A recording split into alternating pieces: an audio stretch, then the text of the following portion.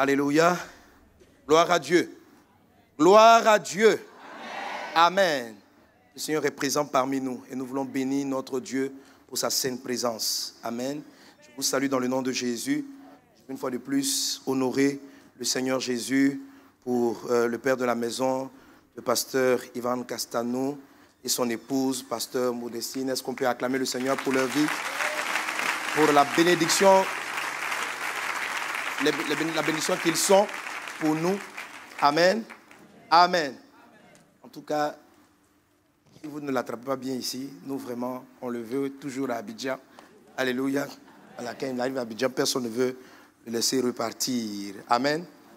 Amen. Chaque fois qu'il vient, davantage, des milliers de gens se déplacent de partout pour venir entendre ce que le Seigneur a déposé en lui. Amen. Et beaucoup de vies sont restaurées, délivrées. Nous avons été vraiment bénis par son dernier passage à Abidjan pendant la période de Pâques. Et c'est une visite qui nous a fait énormément de bien. C'est une conférence avec aussi le pasteur Karambéry comme orateur et on a été richement bénis. Alléluia. Vous êtes une grâce d'être c'est une grâce d'être dans cette maison et de suivre les cultes qui se passent dans ce lieu. Amen. Je crois que les choses que nous allons dire par la suite vont nous donner de mieux comprendre et de mieux saisir ce que Dieu fait. Alléluia. Alléluia. Dis à un voisin, sois le bienvenu à l'école de la guérison. Amen. Alléluia. L'esprit de guérison est déjà présent. L'onction de la guérison est déjà là. Plusieurs ont commencé à être guéris maintenant. Tout à l'heure, on a l'occasion, bien demain, de prendre les témoignages. Alléluia. Voilà. Tu vas regarder, tu vas sentir, tu vois que beaucoup de choses, des choses qu'on a citées, des choses qu'on a dites et d'autres qu'on n'a pas dites. L'Esprit de Dieu a commencé à agir. J'ai vu dans mon esprit beaucoup de guérisons. J'ai vu quelqu'un qui avait des problèmes d'oreille qui a entendu. J'ai vu une femme qui est libérée du sein. J'ai vu ces choses-là. J'ai vu de la délivrance. Et je bénis Dieu pour sa gloire et sa présence. Alléluia. Alléluia. Dis à un voisin encore, sois le bienvenu. Amen. Amen. L'école de guérison, comme on l'a appelée, va être une formation biblique, une formation de la parole, attachée à des moments de prière intense. Amen. De prière par rapport à la guérison. Elle va concerner, en fait, on va aborder deux types de sujets. J'espère avoir le temps. On va parler, bien sûr, de recevoir la santé divine, la guérison divine. Alléluia. Mais aussi de pouvoir la manifester, de pouvoir la communiquer. Parce que Jésus-Christ nous envoie aussi prêcher la bonne nouvelle. La bonne nouvelle de Jésus est accompagnée de miracles de guérison. Toi aussi, Dieu veut t'utiliser pour que les malades soient guéris. Donne un bon amen à Jésus. Amen. Qui veut être un instrument entre les mains de Dieu pour la guérison. Voilà. Donc l'école de la guérison n'est pas seulement destinée aux personnes souffrantes, malades dans leur corps, mais elle est aussi destinée aux personnes désireuses de voir Dieu les utiliser dans le domaine de la guérison. Et dans le domaine de la guérison, on va le voir, il y a plusieurs aspects d'intervention. Parce que la guérison divine, j'insiste la notion de la guérison divine. La guérison divine concerne trois aspects de notre esprit, notre âme et notre corps physique. Amen. Dieu ne se contente pas de guérir seulement le corps physique. Ce sont les textes qu'on lira tout à l'heure. Jésus a dit, l'Esprit du Seigneur est sur moi. Il m'a oint pour annoncer une bonne nouvelle aux pauvres, pour guérir ceux qui ont le cœur brisé. Le cœur brisé, amen, c'est une maladie intérieure. Alléluia. Donc Jésus ne guérissait pas seulement les paralytiques, il ne faisait pas seulement marcher, il ne faisait pas ouvrir seulement les yeux des aveugles, mais il apportait un rétablissement à l'âme. Quand on parle du cœur brisé, on fait référence à l'âme malade. Amen. Alléluia.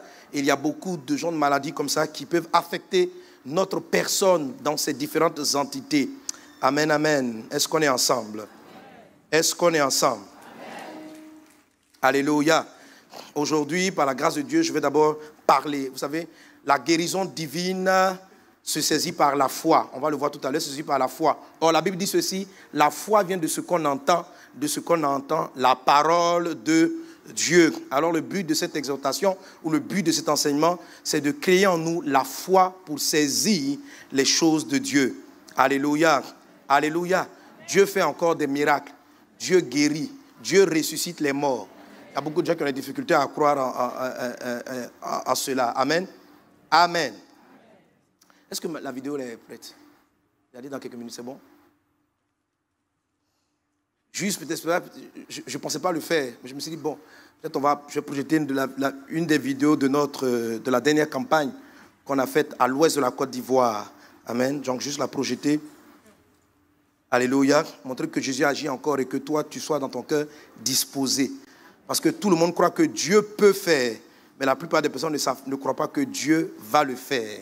Il faut savoir qu'il va le faire.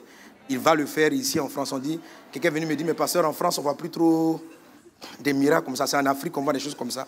On les voit en France. Il ne faut pas dire ça. Alléluia. Et on va les voir davantage dans le nom de Jésus. Il n'y a pas un Dieu pour l'Afrique et puis un Dieu pour la France. Il y a un seul et un seul Dieu. Amen. Amen. Donc c'est juste une partie de la campagne qu'on a faite dans la ville de Mans, à l'ouest de la Côte d'Ivoire.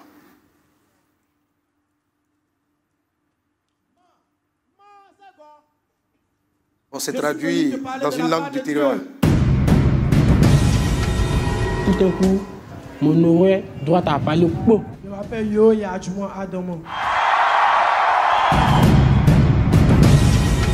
Ah, il y avait un miracle. J'ai vu beaucoup de choses. Oh, faut fermer l'oreille qui entendait.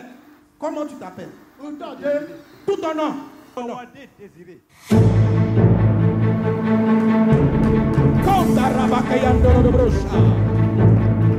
Hey! Il faut savoir qu'il y a puissance. Et puis il y a puissance.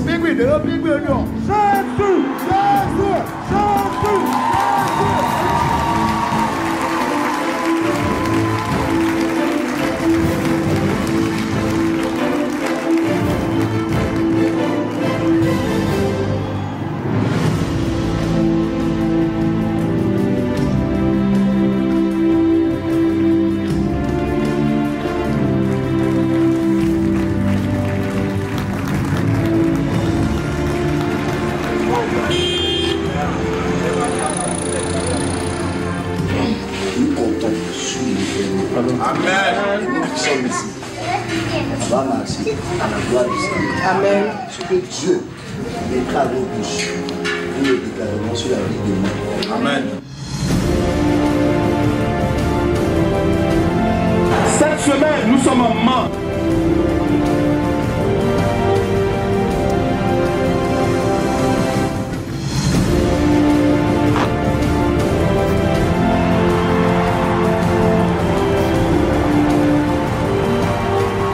Cette zone est remplie de la présence de Dieu. Jésus arrive dans une ville. Il vient changer les choses. Ma soeur, si tu entends ma voix, Dieu veut te sauver.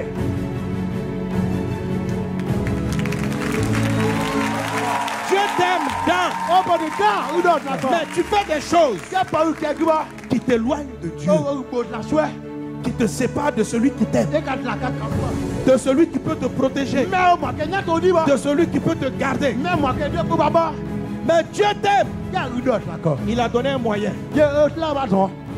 Son fils, Jésus. Je vois des mains enchaînées. Ça c'est pour les paralytiques. Si je dis, lève-toi, marche, il faut te lever.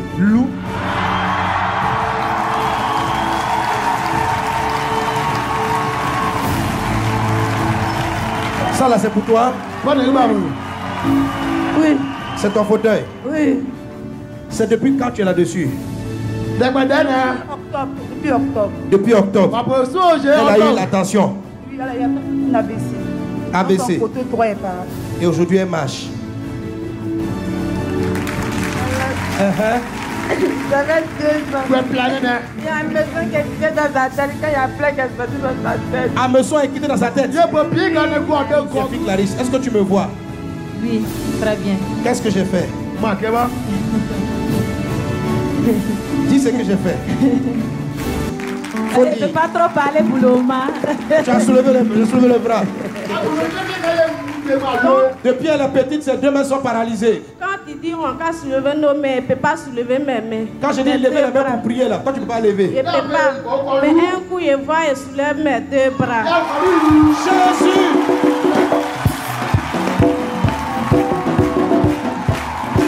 Depuis 2012, je ne peux pas me dépasser sans ma canne. Même quand je vais faire mes accouchements, j'ai toujours la canne en main. Je ne peux pas quitter ma maison, aller dans la douche sans ma canne.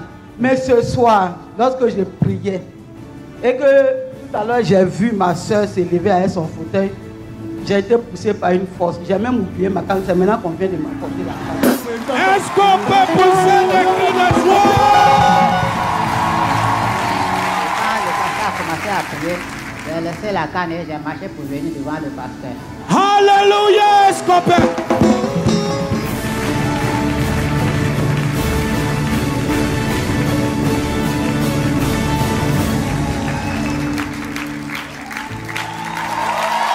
Amen. Alléluia. Alléluia. Jésus est le même. Il n'a pas changé. Il est le même hier, aujourd'hui, éternellement. Jésus n'a pas changé avec l'évolution du monde. C'est le monde qui change. Ce sont nos cœurs qui changent. Dieu continue de faire des choses extraordinaires. Et vous voyez ce temps, parce qu'on essaie de faire des vidéos de 5 minutes, mais elles sont insuffisantes pour marquer les choses qu'on voit. C'est extraordinaire, les choses que Dieu fait. Ce n'est pas une personne, ce n'est pas un seul paralytique qui marche, ce n'est pas un seul sourd qui entend. Des centaines. Et même après les croisades, le Saint-Esprit est tellement sur le lieu. La dernière image qu'on a vue, cette femme-là, elle est arrivée, on avait fait toute une veillée, elle est arrivée à 8 heures, 9 heures. En fait, tout le monde était parti, on avait remballé les affaires. Moi, j'étais déjà sur la route pour repartir à Abidjan. La dame est arrivée là-bas, on dit, mais là, madame, là, le programme est fini. Le pasteur est parti. Et les frères qui étaient, on dit, mais Dieu est toujours présent. Cette femme était sur un fauteuil roulant, je ne sais plus depuis combien d'années, une grand-mère, une femme d'un certain âge. Ils ont prié pour elle. Et la séance tenante, elle s'est levée. Elle a commencé à marcher, sortie de son fauteuil. D'abord, elle se tenait avec son bois. Elle a laissé le bois, ou bien sa béquille. Elle a commencé à marcher, elle a commencé à danser et à louer le Seigneur parce que le Seigneur était présent dans le lieu. Amen. Juste avant que je n'arrive, parce qu'on enchaîne les croisades, lorsqu'on part comme ça pour une campagne, on fait 3 villes successivement. Et là, c'était la ville de Mans. Et dans une des villes qu'on a faites, qu'on appelle Diokoué, c'est encore énorme ce que tu as fait. Après la croisade, une semaine après, le chef du village, un des chefs du village, qu'on appelle le chef de terre, et le propriétaire qui gère, celui qui gère toutes les terres, m'appelle, il a retrouvé mon numéro, il m'appelle, il dit, pasteur, vraiment, vous ne pouvez pas savoir que jusqu'à ce jour, dans les villages et partout, les miracles continuent de se produire. Jésus continue de guérir, des vies continuent d'être changées et que la population est contente dans le nom de Jésus. Alléluia. Alléluia. Alors je t'ai montré ces choses pour dire que ton Dieu est vivant. Ton Dieu est puissant. Ce n'est pas une affaire de pasteur Sanogo. C'est une affaire d'un grand Dieu. Alléluia. Et je t'assure, amen, amen, que sa présence est là, il y a une grâce. J'ai senti la grâce de la santé divine. J'ai senti la grâce de la guérison. Alléluia. Et je crois que le Seigneur, pendant ces jours, va faire de grandes choses. Si tu crois avec moi, donne un bon amen à Jésus. Donne un bon amen à Jésus. Alléluia. Alléluia. Mais je vais prendre le temps, je vais parler. Je vais expliquer certaines choses. Vous savez, les gens se disent, dans ces endroits, dans ces villages, dans ces endroits reculés, il y a beaucoup plus de miracles. Pourquoi tu fais comme ça? Et souvent dans l'église, on ne voit plus trop cela. Dieu a ouvert mes yeux pour comprendre ce dont je vais vous parler tantôt. Il m'a dit, tu sais, mon fils, ça paraît simple, mais dans l'église, les gens sont devenus de plus en plus incrédules. Ils ont de moins en moins la foi. Ils sont de moins en moins la foi. Le raisonnement et beaucoup de choses paralysent leur esprit en ce qui concerne le miracle et le miraculeux de Dieu. Amen. Moi, il a fallu, normalement, que je sorte comme ça plusieurs fois et que l'église même où je suis pasteur, se rendant compte de ce que Dieu faisait à l'extérieur, a commencé à être davantage disposé, amen, pour que maintenant, en plein culte, on commence à voir des miracles et des prodiges, alléluia, parce que dans leur esprit, on avait catégorisé, oh, Pasteur Sanogo, c'est un enseignant. Donc, les gens ont des difficultés à nous voir comme évangélistes ou prophètes ou quelqu'un qui prie pour que les malades soient guéris. Alléluia, alléluia. Je vous assure que votre pasteur est dans cette dimension. Non, je vous dis la vérité. Amen. Amen. Non, lui-même, il le sait. Moi-même, je le sais. Mais je vous assure, un jour, je priais. Je priais, et puis je l'ai vu juste dans la louange. Pendant que les gens étaient célébrer Dieu, j'ai vu les paralytiques se marcher, des paralytiques se lever et marcher, des malades guéris, des choses extraordinaires qui se produisaient. Ça fait plusieurs années que j'ai vu ça. Amen. Donc je sais que c'est quelque chose qui est là et c'est quelque chose qui va se manifester. Alléluia. L'école de la guérison, je crois, Depuis que vous avez touché le temps de l'onction, de la puissance de Dieu, il y a une atmosphère qui est en train de se disposer dans cette église. Amen. Pour que l'église soit propulsée dans la dimension de l'extraordinaire. Parce qu'on arrive à un truc où ici, ce n'est pas une affaire de raisonnement. Tu commences à dire, Jésus est Seigneur, le monsieur est aussi son autre livre, il a sa théorie, il a son raisonnement. Frère, trêve de discussion, on ne parle plus beaucoup. Amen. On passe à la pratique. Dieu est vivant. Alléluia. Il faut arrêter de faire trop d'explications. Amen. On doit passer à la pratique. Et pour que cela se passe, il faut que votre foi, il faut que la foi de l'Église puisse monter. Parce que ceux que Dieu veut convaincre davantage, c'est davantage les convertir. Toi déjà tu crois que Jésus est Seigneur. Ton âme est déjà sauvée. Amen. C'est vrai que Dieu veut te guérir. Mais Dieu veut que tu comprennes que cette grâce va venir pour que l'Évangile atteigne toute la nation. Elle est devenue tellement cartésienne, tellement butée sur son raisonnement et son incrédulité qu'elle n'arrive plus à voir Dieu. Il faut que donc l'Église reçoive de Dieu, amen, l'onction et la puissance du Seigneur et qu'elle puisse aller dans le monde, agir et influencer et montrer que Jésus est Dieu, Jésus est Seigneur. Jésus veut se révéler à la France a besoin de Jésus. Si les hommes commencent à déserter les églises, bon, on bénit Dieu pas ici en tout cas, amen. Ici on ne sait même pas comment on va faire, alléluia, amen. Si les gens commencent à déserter les églises parce que le Dieu dont la plupart des gens ont parlé depuis des années paraît une théorie. C'est juste des idées, un bon agencement logique qui semble très cohérent et très beau. Et quand on a fini, voilà. Mais dans les logiques cohérentes et très belles, il y en a beaucoup de sortes de raisonnements. Le temps est arrivé maintenant de passer à la puissance de Dieu. Et tu vas la manifester.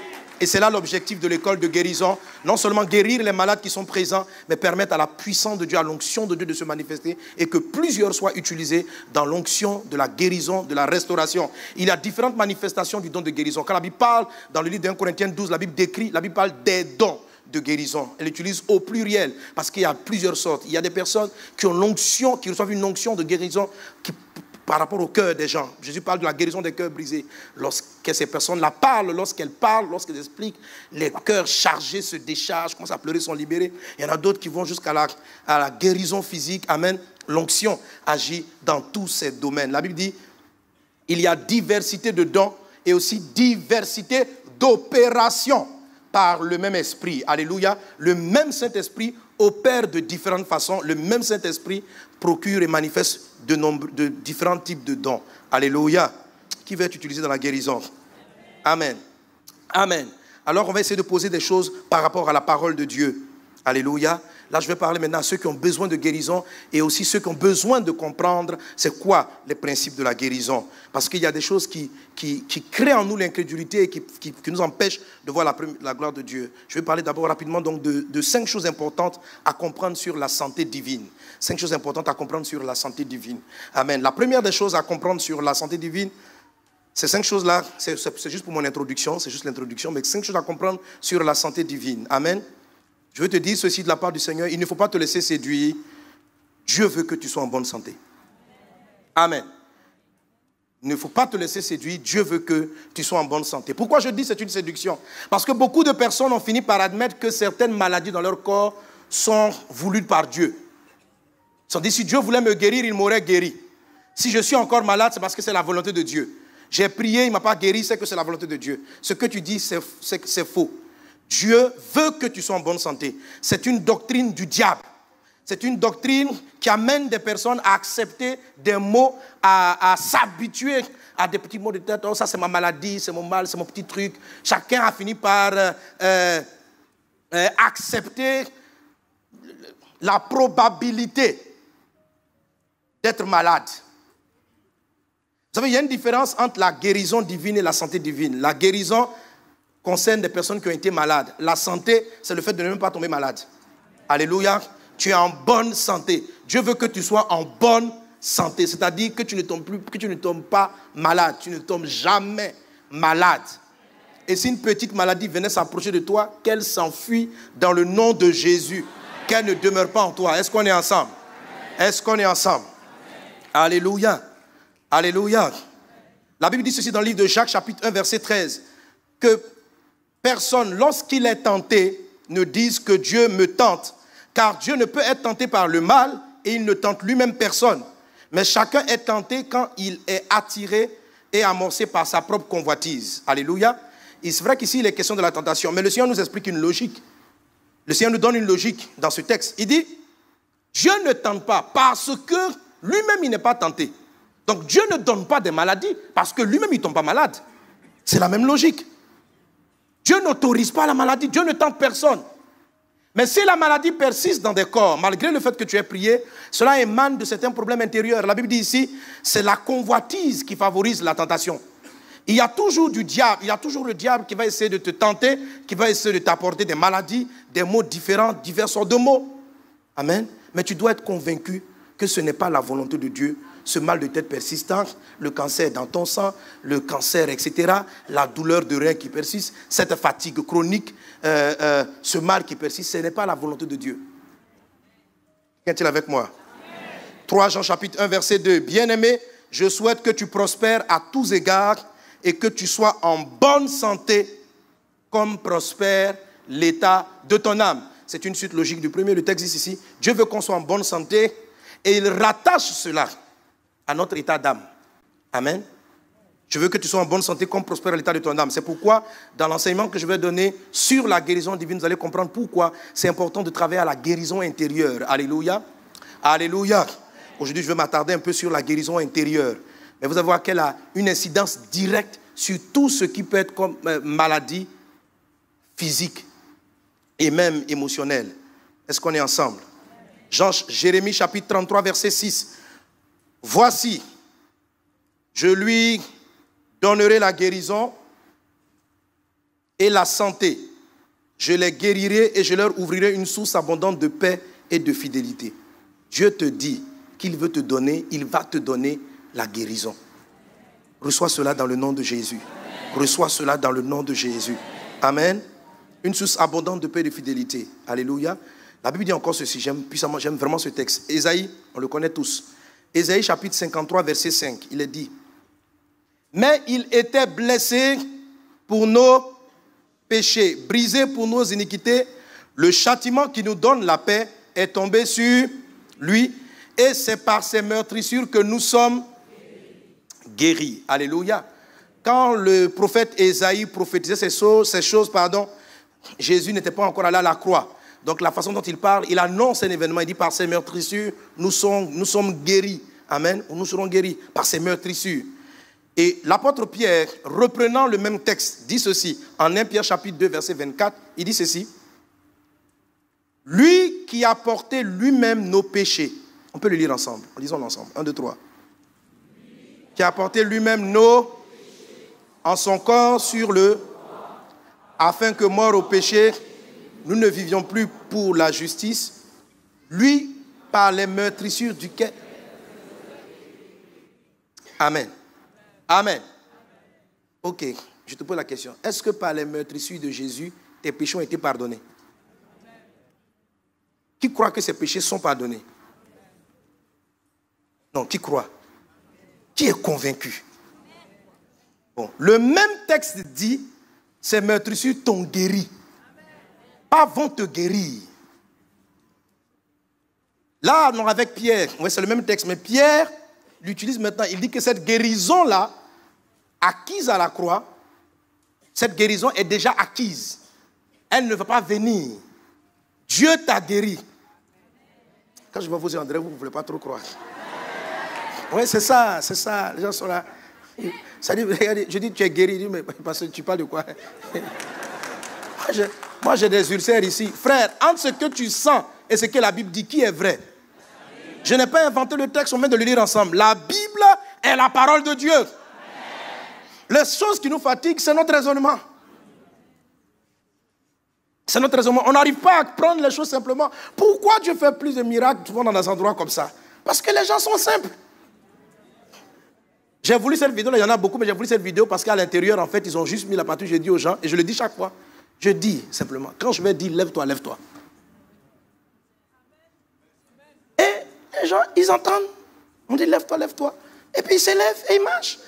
Mais quand tu vas venir ici, lève-toi. Avant de me lever, mon médecin m'a dit que si je fais un faux mouvement, la douleur va s'amplifier. Tu vois, tu commences à raisonner au lieu de croire en ce que la Bible dit. Est-ce qu'on est ensemble? Tu commences à raisonner de croire en ce que Dieu dit, tout simplement. Amen. La Bible dit, tu as été guéri. En tout cas, quand je regarde les yeux, je vois que... Ils ont une idée à Pierre. Pierre, je crois que tu t'es trompé de temps. Il faut dire, Pierre, je crois que ce qui est plus juste, c'est de dire, par les meurtrissures de Christ, nous pouvons être guéris.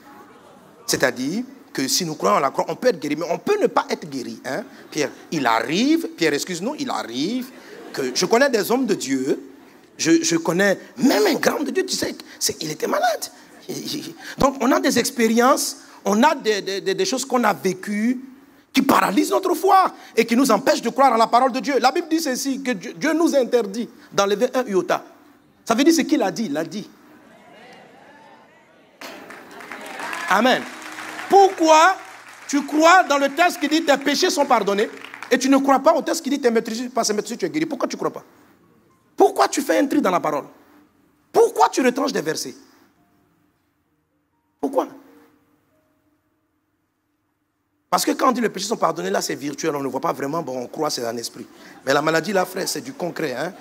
Quand on a le pied, on ne marche pas, on marche avec des béquilles, ça se voit. Donc si je ne suis pas guéri, c'est que je ne suis pas guéri. Donc si on dit ça a été guéri, c'est une manière de parler. Ce n'est pas une manière de parler. Ce qui est dit, ce qui est écrit est écrit. Tu as été guéri. Dis avec moi, je suis guéri.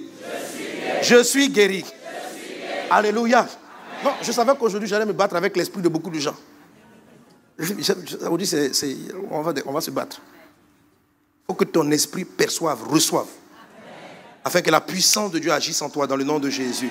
Amen. Par les meurtrissures de Christ, nous sommes guéris. Autrement dit, parce que Jésus est mort à la croix et que nos péchés ont été pardonnés et nos maladies aussi ont été clouées avec lui. Aucune maladie, comme aucun péché, n'a l'autorisation, le droit de demeurer en toi. Amen. Si j'accepte ça dans mon esprit, alors commence l'œuvre de la guérison.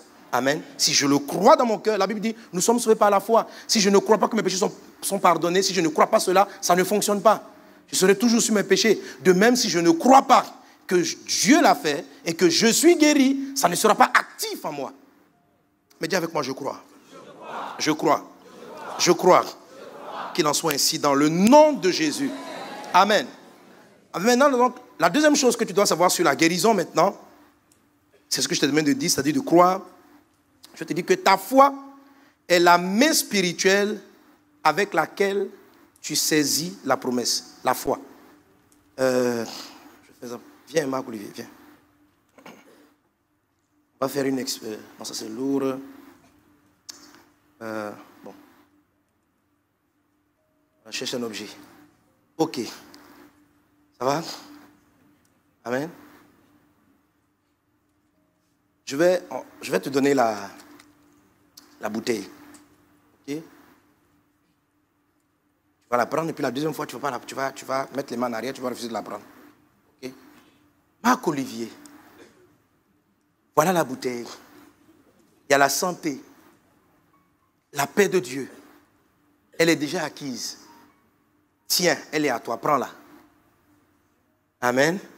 Alors, elle était acquise, j'avais de l'eau pour lui, je lui ai donné, il l'a prise. Ok, il a tenu. Ok, maintenant, mets les mains en arrière. Marc-Olivier, voici de l'eau. Ta guérison. Tiens, prends-la.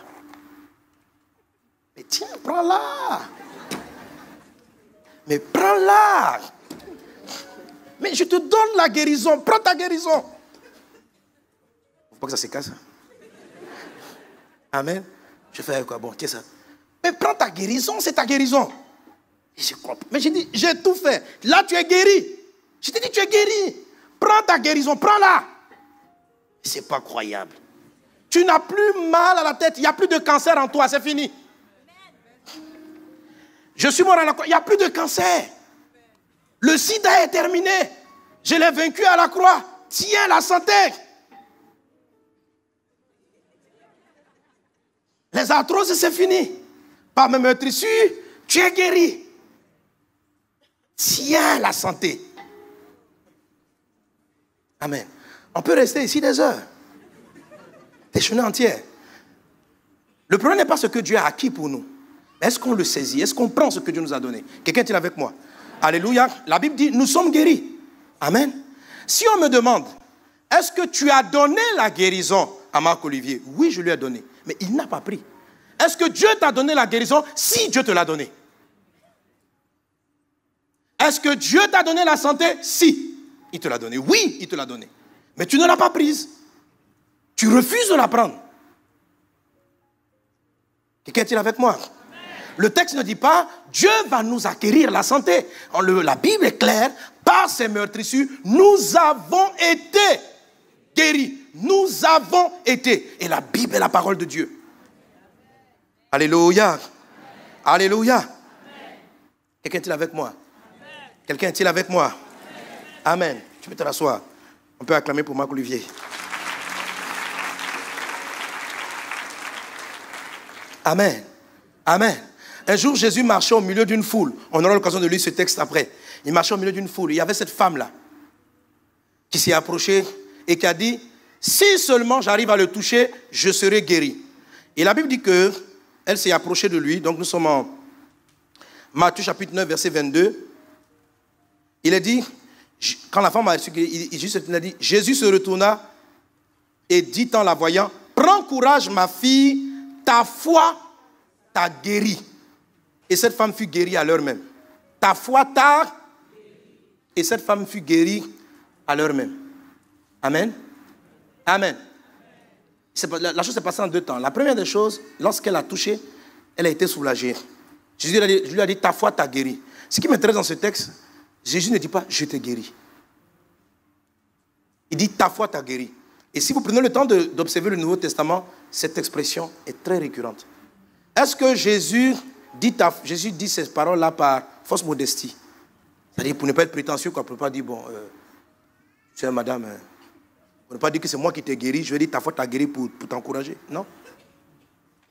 Ce n'est pas une fausse modestie. Jésus dit, ta foi, ça veut dire, c'est ce qui s'est passé. C'est la foi de la femme qui l'a guéri. C'est sa foi. Il dit, ta foi. Est-ce que tu crois dans la Bible? Tu crois ce que Jésus dit? Il dit, ta foi t'a guéri. Pas je t'ai guéri. Autrement dit quoi? Qu'est-ce qui s'est passé? Jésus est la guérison. La santé est en lui. Maintenant, c'est notre foi qui va faire que la santé, qui va nous amener à prendre ce que Jésus a déjà acquis. Quelqu'un est avec moi? Alléluia. Alléluia. Il y avait cette foule-là qui était autour de Jésus.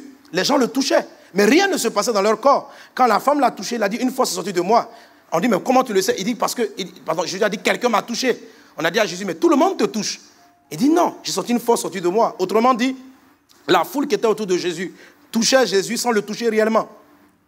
Elle le touchait physiquement, mais spirituellement parlant, notez bien cela, spirituellement parlant, elle ne touchait pas Jésus. Elle ne touchait pas Jésus. Mais cette femme-là l'a touché avec peut-être le geste physique, mais avec une pensée. Alléluia. Et ça, c'est ce qu'on va travailler aujourd'hui. Amen. Alléluia. Les miracles ou la puissance de Dieu, que ce soit que Dieu t'utilise dans le cadre de la guérison, ou que tu reçoives la santé que le Seigneur a acquise à la croix, tout se joue là. C'est ce à quoi tu penses lorsque tu t'approches de Jésus et la façon dont tu touches Jésus. La foule était autour de Jésus pour Jésus même. Il y en a qui avaient entendu parler de lui, ils étaient venus, mais ils le touchaient sans le toucher. Parmi eux, il y avait des personnes malades. Mais la seule personne qui a été guérie, c'est cette femme. Jésus a dit, j'ai senti une force sortie de moi. Aucune force n'était sortie de Jésus pour les autres toucheurs. Entre guillemets. Amen. Aucune force n'était sortie. Donc, mais la force est en Jésus. La santé était en Jésus. La vie est en Jésus. Mais rien ne circulait dans la vie des autres. Cette femme-là, parce qu'elle a touché avec la foi, Jésus dit, ta foi t'a guéri. Alléluia. La foi, c'est notre bras spirituel par lequel on prend ce que Dieu nous donne. Si je n'ai pas la foi, je ne prends pas ce que Dieu peut me donner. Il peut dire, tiens, ton héritage, c'est ton héritage, c'est ton héritage, c'est ton héritage. Mais je dois pouvoir saisir la chose. Est-ce que quelqu'un est avec moi? Est-ce que quelqu'un est avec moi? Alléluia. Dans Actes des Apôtres, chapitre 14, il est dit, à Lys se trouvait, 14, verset 8, à Lys se trouvait un homme paralysé des pieds, infirme de naissance. Il n'avait jamais pu marcher. Il écoutait la parole de Paul.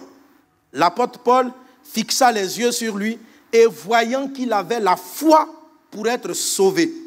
Il lui commanda d'une voix forte, lève-toi et tiens-toi droit sur tes pieds. D'un bond, il fut debout et se mit à marcher. Amen. Donc, le paralytique était là, l'apôtre Paul était en train de faire son message, de donner son message. Et puis, subitement, il s'est retourné, il a observé. La Bible dit ceci, Paul l'a fixé et il a vu que le monsieur avait la foi pour être guéri. C'est-à-dire, il y a des gens, lorsque tu vois aussi, tu vois qu'ils n'ont pas la foi pour être guéris.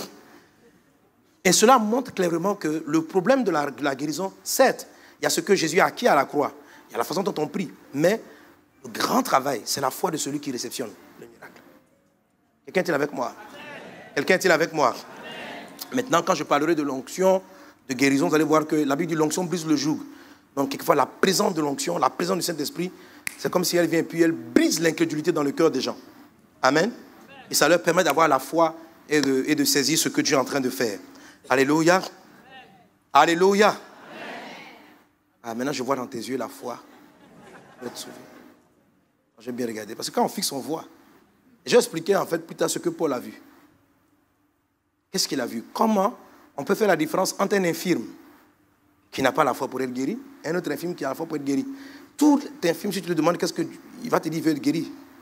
Tout le monde souhaite guérir. Mais ce n'est pas ça la foi qui obtient la guérison forcément. Souhaiter et avoir la foi, ce n'est pas pareil. Amen. Alléluia. C'est la troisième chose que je voulais que tu comprennes. Non, pardon, la deuxième, pardon. La troisième, la foi, alors suis-moi bien, la foi fonctionne dans l'instant présent. La foi ne vient pas de la compréhension. Romains chapitre 10, verset 17. La Bible dit, ainsi la foi vient de ce qu'on entend, et ce qu'on entend vient de la parole de Christ. Alors dans ce troisième point, je vais dire deux vérités qu'il faut saisir. Amen. Amen, amen, amen. Donnez un bon amen à Jésus. Amen. La première, c'est que la foi est une chose présente.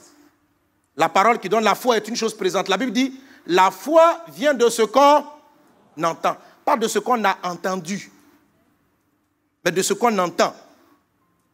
La foi vient de ce qu'on entend. Je viens de dire avec le point 2 sur la guérison divine que c'est par la foi qu'on saisit la guérison que Jésus-Christ nous a déjà acquise. Point 1, Jésus t'a guéri. Alléluia. Alléluia. La guérison est déjà acquise, quel que soit le mal. Même si la maladie est déclarée incurable par toute la science, Jésus dit, tu es guéri. Amen. Amen. Maintenant, certains sont guéris, d'autres ne le sont pas. Amen. À cause de la foi, à cause de leur foi. Alléluia. Et la foi, c'est le bras spirituel avec lequel tu vas saisir la santé que Dieu t'a acquise. Amen. Tu vas la prendre. La troisième chose, c'est que, il faut savoir, c'est que la foi est pour l'instant, la foi agit dans le présent. Qu'est-ce que je suis en train de dire? La Bible dit, la foi vient de ce qu'on entend. Le temps utilisé pour cela, c'est le présent. Quand je vais commencer à prier, ou bien quand on va commencer à prier. Amen. À l'instant, sous l'Esprit de Dieu, sous la puissance de l'Esprit, je dis, je vais commencer à faire des déclarations prophétiques. Si tu n'entendais pas d'une oreille, si tu es sourd, entends. Il faut saisir. Amen. Il ne faut pas raisonner en disant, ah, j'ai compris. Je vais aller à la maison. Je vais d'abord bien comprendre la parole. Quand je vais aller à la maison, je vais appliquer cela. La foi, ce n'est pas comme ça. La foi, l'atmosphère est déposée et Dieu commence à dire des choses. C'est dans le présent. Il dit et c'est à l'instant que tu prends. Regardez, imagine que Jésus parla à Pierre dans la barque et puis il dit, Pierre, jette le filet à droite. Et Pierre dit, ok. Seigneur, la nuit est déjà passée. Demain, je reviendrai demain et je jetterai le filet à droite. Est-ce que vous savez que s'il venait le lendemain, il n'allait pas avoir des poissons? Parce que le moment où Jésus a donné la parole, seulement il fallait saisir. Alléluia. La Bible dit, la foi vient de ce qu'on entend. La foi se déclenche là. C'est une parole que tu reçois. Et quand elle arrive à ton cœur, tu la saisis et tu agis. Alléluia. Alléluia. Donc pendant qu'on va prier, quand on va prier le Seigneur, par l'Esprit de Dieu, je commence à faire des déclarations. Je commence à faire des déclarations. Je commence à faire des déclarations. Alléluia. Saisis. Saisis. Il ne faut pas te poser la question, non, peut-être que c'est pour mon voisin. Il faut arrêter tout ça. Amen. Alléluia. Non, non, sérieux. C'est des choses que j'ai vues vraiment sur le terrain. Je suis là, je dis, Jean, tu vois des sous. C'est un peu comme si dans le monde spirituel, en fait, j'ouvre mes yeux quand je commence à prier. Et puis, quand je vois les sous, je vois comme si l'Esprit Saint envoie des oreilles. Je vois, pardon, des anges, comme ils tiennent des oreilles ou bien avec des jambes. Donc, quand je vois, je vois quelqu'un qui est guéri de la jambe. Et dans la foule, il y en a qui croient, qui prennent. Il y en a d'autres qui commencent à raisonner. Est-ce que c'est encore pour moi? Il faut que cette parole soit pour moi. Mais pourquoi ce n'est pas pour toi? Est-ce qu'on a dit ton nom? Est-ce qu'on n'a pas dit? Prends la parole, elle est à toi. Alléluia. Saisis-la. Amen. Les gens plaisantaient avec Jésus. Jésus était au milieu de la foule. Ils s'amusaient avec lui, il le touchait, il s'amusait. Il ne prenait pas. La dame arrivait, elle a pris son miracle, elle est partie. Jésus est en train de marcher dans cette foule. Bartimée était là. Il a entendu que Jésus passait par là. Il a sauté. Il a exigé ça. Il a attendu sa guérison. Il a demandé et il l'a obtenu. La Bible dit depuis Jean-Baptiste jusqu'à maintenant, le royaume des cieux est forcé. Ce sont les violents qui s'en emparent. Il ne faut pas être timide. Il ne faut pas être timide. Il faut prendre les choses. Alléluia. Alléluia. J'écoutais une dame tout à l'heure qui me rendait un témoignage. C'était ici, le pasteur avait invité un homme de Dieu qui donnait des paroles, qui donnait des déclarations. Et il a déclaré, il dit, je vois quelqu'un qui possède sa maison. Elle dit, elle cherchait sa maison. Donc dans la foi, elle dit, elle l'a saisie. Elle me dit, pasteur, 2 jours après, j'ai eu ma maison. Elle dit, aujourd'hui, je suis dans la maison. C'était pour moi. Amen. Elle s'est appropriée. Alléluia. Or, le pasteur en parlant ne parlait pas peut-être d'elle. Il a donné la parole. Elle a saisi. Maintenant, ceux qui ne vont pas prendre, ceux qui sont là, comment d'ici demain, on va avoir une maison. Est-ce que j'ai eu les provisions suffisantes? Qu'est-ce que le banquier a dit? Tu vois, quand tu commences à... En fait, tu remets le miracle à demain. La foi vient de ce qu'on entend, pas de ce qu'on a entendu. C'est-à-dire, quand tu laisses trop passer la parole, ça devient ce que tu as entendu. La foi ne vient pas de ce qu'on a entendu. La foi vient de ce qu'on entend. Donc, quand tu entends, tu prends. Quand tu entends, tu prends. Si ça devient entendu, ça perd de la puissance. Quelqu'un est avec moi? Ça perd de la puissance. La foi vient de ce qu'on entend. Et ce qu'on entend vient de la parole de Christ. Amen. Et il dit aussi, donc, la deuxième chose sur ce texte, dans ce troisième point, la foi ne vient pas de ce qu'on comprend. La foi ne vient pas de ce qu'on a compris. Et je pense en Occident, dans beaucoup de pays aujourd'hui dits modernes, c'est gens qui ont fait les études, souvent qui ont fait de hautes études, c'est ce qu'ils n'arrivent pas à comprendre. Eux, ils veulent comprendre. Or, la foi ne vient pas de ce que tu as compris. La foi vient de ce que tu entends. C'est-à-dire, tu entends, tu crois. C'est-à-dire, beaucoup de personnes aujourd'hui, pour pouvoir faire un pas avec Dieu, ont besoin de comprendre. Ils doivent comprendre. On dit abandonne l'impudicité. Pourquoi? Pourquoi? Il faut maintenant lui expliquer les dangers de l'impudicité. Ah, j'ai compris. Je vais abandonner. Écoute-moi. Si tu abandonnes seulement parce que tu as compris, c'est fort probable que ton abandon ne persiste pas longtemps. La foi ne vient pas de ce qu'on a compris. La foi vient de ce qu'on entend. C'est pourquoi la Bible dit, si vous n'êtes pas comme des petits enfants, vous ne pouvez pas posséder les choses du royaume. Amen. La mentalité de l'enfant, justement, ce n'est pas rentrer dans trop de connexions logiques. La Bible dit, Dieu a dit que la sagesse de ce monde est une folie. Et parce qu'aujourd'hui, nous sommes basés sur le monde de la compréhension, nous ne faisons rien sans avoir compris. Donc si on t'explique, lève-toi et marche, tu vois, que ton pied est dans un plat, c'est-à-dire tu dois comprendre comment la puissance de Dieu va venir jusqu'à toi, ressouder. Puis quand tu veux rentrer dans cette logique, ton cerveau est bloqué. Mais tu n'auras pas la foi du miracle.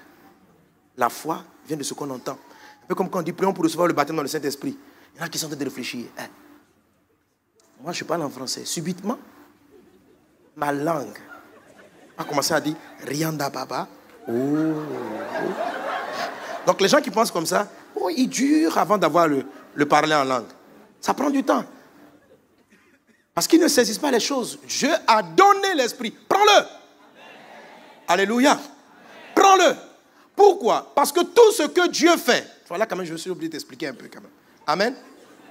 Dieu crée tout par ses dires. La Bible dit, Dieu dit. Lorsqu'il dit, il envoie une puissance. Et c'est la puissance qui agit, ce n'est pas la logique.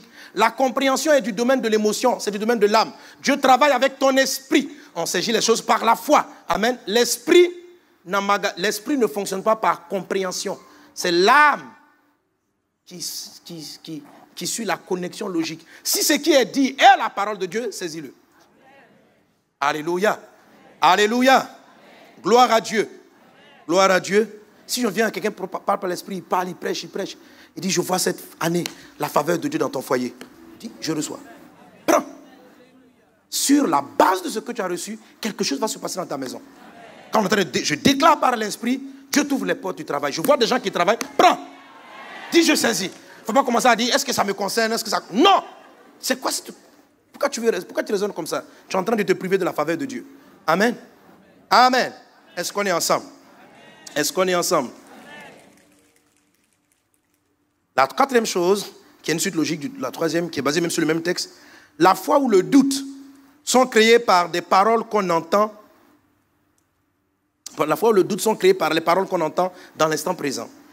C'est-à-dire, soit la foi, soit le doute. La foi vient de ce qu'on entend, la parole de Christ. Le doute et la peur viennent de ce qu'on entend dans l'instant présent aussi d'autres paroles. Pendant que je parle de la part du Seigneur, il y a d'autres choses que tu entends aussi. Il y a ta logique que tu entends. Il y a la voix de ton médecin que tu entends. La foi vient de ce qu'on entend, de ce qu'on reçoit, la parole de Christ. Qui est-ce que tu entends dans ton esprit en ce moment? Ainsi, la foi vient de ce qu'on entend, et ce qu'on entend vient de la parole de Christ. Est-ce qu'on est ensemble? Qui entends-tu? La parole de Christ, la vérité de Jésus, ou les paroles du diable? Ou les mensonges du diable? Qui entends-tu quand on donne la parole de Dieu? La parole de Dieu ou la logique de la science? Écoute, Dieu n'est pas contre la science, c'est Dieu même qui a créé la science. Amen. Moi, ça me fait rire, tu vois, de voir des gens, ils veulent venir essayer de démontrer que la Bible est cohérente vis-à-vis de la science. Mais la Bible n'a rien à prouver à la science. Dieu, attends, tu sais qui est Dieu? Dieu. Vos petites démonstrations scientifiques que vous avez acquises, vraiment quand j'écoute les gens, je suis surpris. Je dis, mais est-ce que vous voyez la grandeur et la puissance de Dieu? Dieu. Regarde, il a créé le monde et tout ça en 6 jours. Il dit une parole. Et il a créé les plantes. Mais pour étudier ne serait-ce qu'une seule feuille, tu peux faire près de 30 ans d'études. Comment tu peux juger ce qu'il dit par ton école? Comment? Mais, ça veut dire Dieu, il crée une dent. Il crée les dents. Mais quand Dieu a créé Adam, on ne mentionne même pas la dent. Ça veut dire tellement Dieu a fait des choses. Ça veut dire que c'était un détail. Mais toi, qu'est-ce que tu fais? Tu vas au CP. Tu finis l'école primaire. Tu finis le collège. Tu fais du supérieur. Tu deviens dentiste. On fait combien d'années pour sortir? Combien? On va dire 7 ans. Pour être médecin généraliste, pour près de 7 ans, 8 ans. Et si tu veux maintenant faire une spécialité, tu vas compléter encore combien d'années? Combien? Bon, je veux dire en fait, tu peux passer près de 30 ans, plus de 30 ans de ta vie, et à un moment donné, tu vas te focaliser sur un seul petit détail de la création de Dieu. Comment tu veux saisir un si grand Dieu avec ta logique? Comment tu veux que Dieu t'explique? Comment?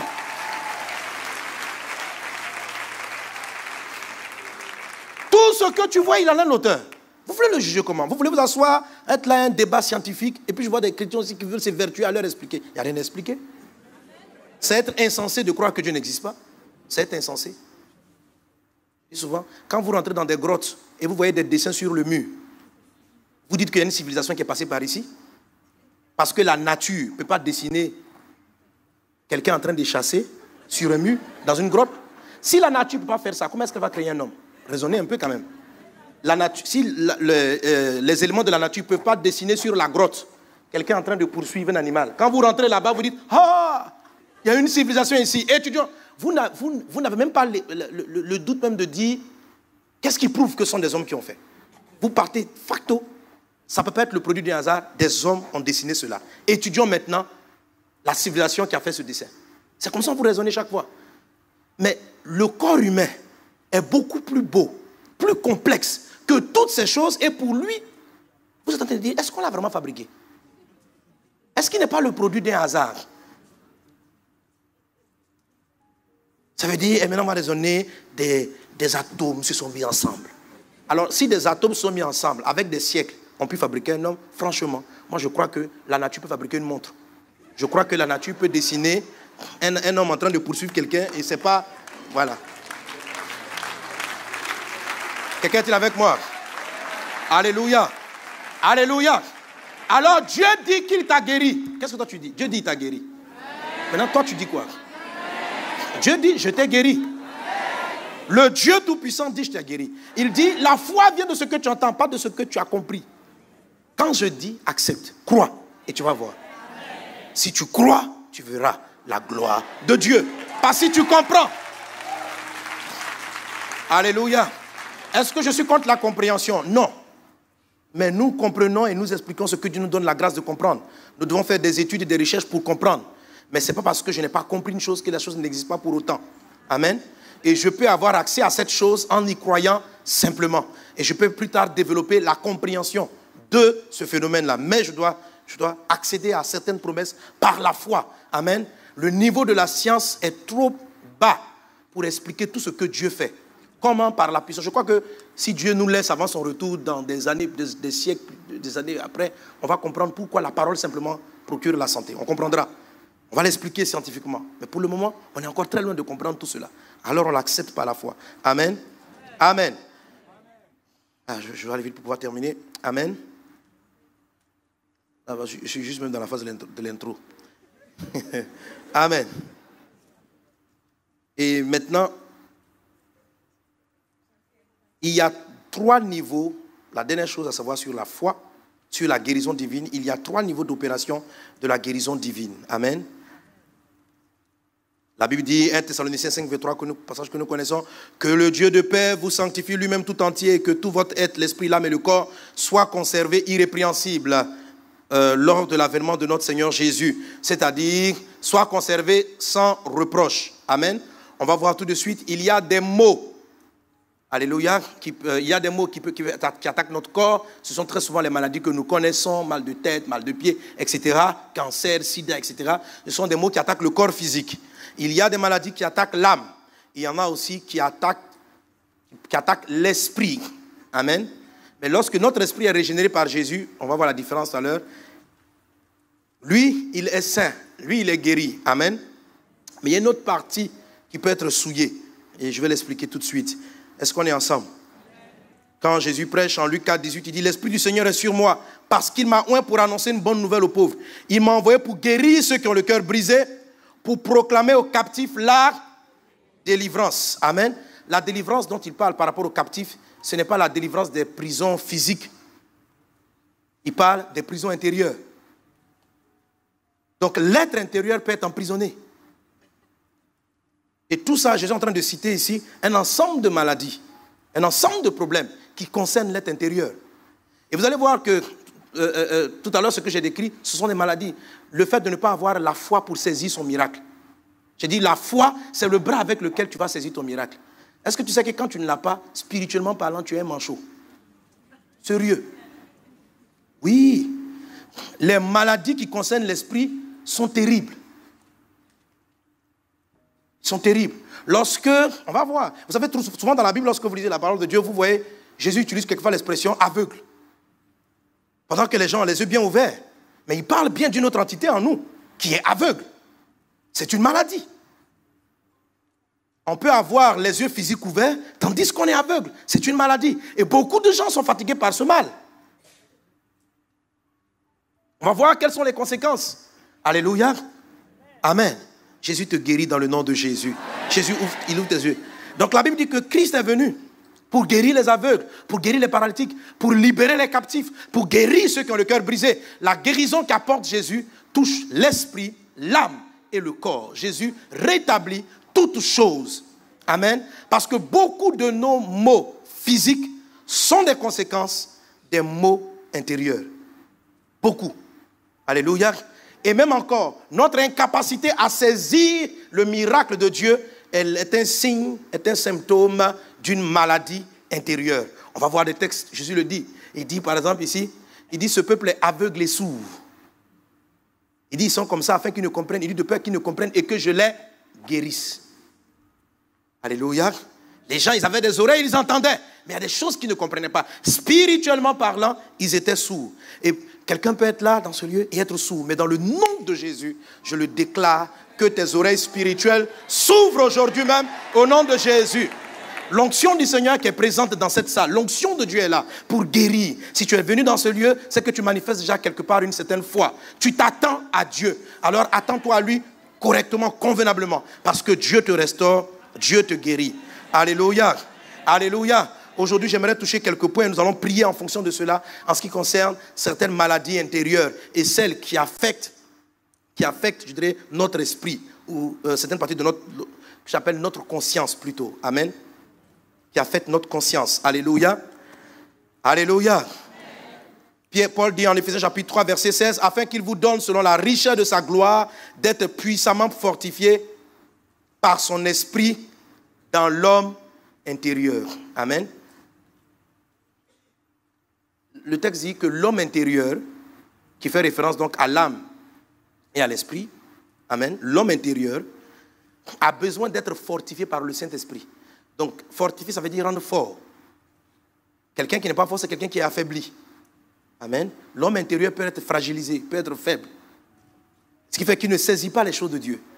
Donc, physiquement parlant, je peux être bien portant, je mange bien, mais spirituellement, je suis malade. Et à cause de ces mots-là, il y a des choses de Dieu dans lesquelles je n'entrerai pas. Mais dans cette école de guérison, par la puissance de Dieu, tu es guéri. Je le déclare au nom de Jésus. Donc, quand je déclare comme ça, il faut les prendre. Amen. Parce que pendant tout le temps, je vais faire des déclarations comme ça. Alléluia. Et chaque parole qui sort vient avec puissance. Elle vient te guérir dans le nom de Jésus. À l'instant même où je parle, je vois quelqu'un qui vient d'être guéri des maux Dieu, de la myopie. Amen. Tu prends enlever tes lunettes et voir que tu vois convenablement dans le nom de Jésus. Saisi par la foi. Alléluia. Ceux qui enlèvent vont constater. Ceux qui réfléchissent, j'ai enlevé après. Ça sera trop tard. La foi vient de ce qu'on entend. Quand ça devient entendu, c'est passé. Amen. Mais au nom de Jésus, il en est ainsi. Alléluia. Alléluia. Alors parlons de l'esprit, de notre esprit. La Bible dit que votre être entier, l'esprit, l'âme et le corps soient conservés, soient irrépréhensibles. Je vais parler donc de l'esprit et des mots qui peuvent affecter, je dirais, une partie de cet esprit. Parce que si nous avons donné notre vie à Jésus, notre esprit est régénéré. On a reçu un esprit nouveau. Amen. Qui fait de nous donc cette nouvelle créature qui est parfaite en Dieu. Quelqu'un est-il avec moi? Quelqu'un est-il avec moi? La Bible, voilà une des fonctions que la Bible donne à l'esprit. Proverbe chapitre 18, verset 14. Dit ceci: l'esprit de l'homme le soutient dans la maladie, mais l'esprit abattu qui le relèvera. Amen. La Bible dit que c'est l'esprit, ton esprit qui te soutient. C'est-à-dire, quels que soient les mots qui t'attaquent, c'est l'esprit qui saisit la foi, qui saisit les différents éléments pour pouvoir faire partir, te faire triompher de la maladie dans ton corps. Quand cette femme a touché Jésus pour être guérie, quelle était la différence entre elle et les autres qui touchaient Jésus? Physiquement, tout le monde avait la main sur Jésus. Tout le monde touchait Jésus. Mais c'est ce à quoi elle pensait. C'est son esprit, lorsqu'elle touchait Jésus, qui faisait la différence. Alléluia. La différence vient de là. La Bible dit que l'esprit de l'homme lui apporte un soutien lorsqu'il est malade. Mais quand l'esprit est abattu, amen. Maintenant, il y a plusieurs choses qui abattent l'esprit. Il y a plusieurs choses qui paralysent l'esprit.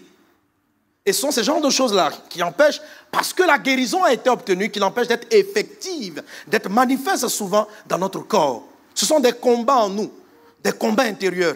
Dieu lui-même n'a pas de maladie, il rend personne malade. Il nous a même guéris.